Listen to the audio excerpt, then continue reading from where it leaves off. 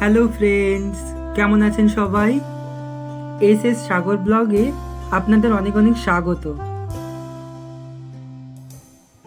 আজ আমি চলে এসেছি লোকনাথ বাবার আশ্রমে, যেটি বারাসাত আর ব্যারাকপুর রোডে যেতে গেলে পড়ে। আর দেখুন, আকাশে হালকা হালকা মেঘ করে আছে, সেই জন্য আজকের পরিবেশটাও যেন অন্যরকম লাগছে। আপনারা যদি লোকনাথ বাবার আশ্রমে পুজো দিতে চান, তার সময়সূচিও এখানে দেওয়া আছে, কখন কখন মন্দির খোলা থাকে। আমি বাবার মন্দিরের চত্বরে প্রবেশ করেছি। দেখুন, এখানকার পরিবেশটাও খুবই সুন্দর। আর ভেতরে যাওয়ার আগে এখানে একটি প্রণামী বাক্স দেওয়া আছে। চলুন আমরা সিঁড়ি দিয়ে উপরে যাই।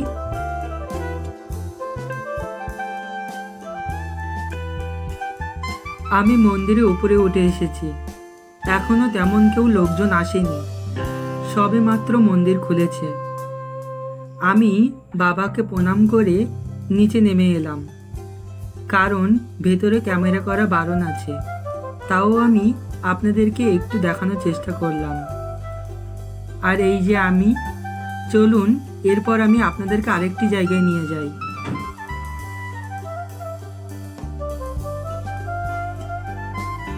এরপর আমি চলে এসেছি টালিখোলা কালী মায়ের মন্দিরে। এই জায়গাটিও খুবই সুন্দর। আর মায়ের মন্দিরের কাজ চলছে, তাই মাকে বাইরে রেখে পুজোর ব্যবস্থা করা হয়েছে। আর একটু সামনে এগিয়ে গেলেই আছে বাবার মন্দির। দেখুন, এখানকার পরিবেশটাও খুবই সুন্দর, তাই না?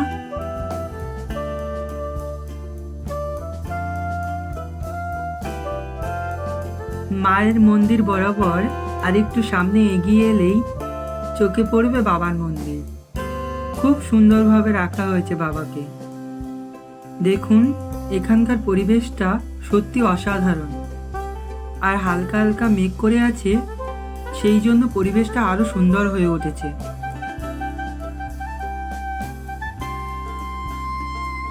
একটু পরে বৃষ্টি চলে আসবে মনে হয়, তাই আমি ওখান থেকে তাড়াতাড়ি চলে এলাম। বাড়িতে চলে আসছিলাম, আসার পথে দেখলাম টালিখোলাতে মেলা বসেছে। আর এই দাদা দেখুন কত সুন্দরভাবে জিলিপি তৈরি করছে।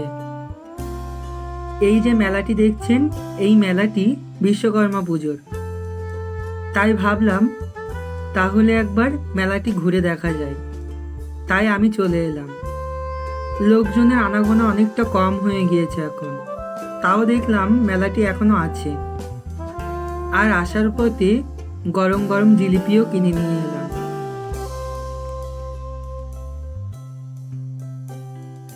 ঠিক আছে বন্ধুরা, সবাই ভালো থাকবেন, সুস্থ থাকবেন। আর আমার মিনি ব্লগটি আপনাদের কেমন লাগলো আপনারা অবশ্যই কমেন্ট করে জানাবেন। দেখা হবে পরবর্তী আরেকটি ব্লগে। Thank you.